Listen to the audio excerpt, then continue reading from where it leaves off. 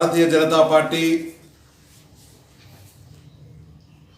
OBC Morcha జిల్లా ప్రధాన కార్యదర్శి అయినటువంటి ఆకుల రాజేందర్ గారిపైన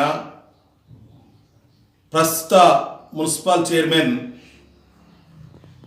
రాజేశ్వరరావు గారు చంపుతానని చెప్పి పలు సందర్భాలలో బెదిరించిన వైనం ఏదైతున్నదో వారు ఈరోజు పత్రికాముఖంగా చెప్పడం జరిగినది.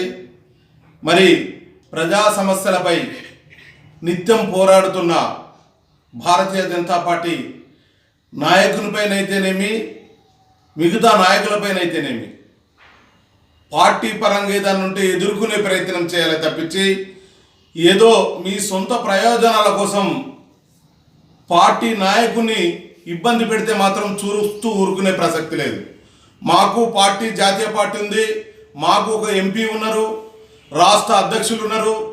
మరి మీ వైద్య ఆరోగ్య శాఖ మంత్రి గారు మీకు సూచించింది ఇదేనా, మీకు చైర్మన్ పదవి ఇచ్చింది ఇందుకేనని చెప్పి భారతీయ జనతా పార్టీ పట్టణ శాఖ ప్రశ్నిస్తూ ఉన్నది.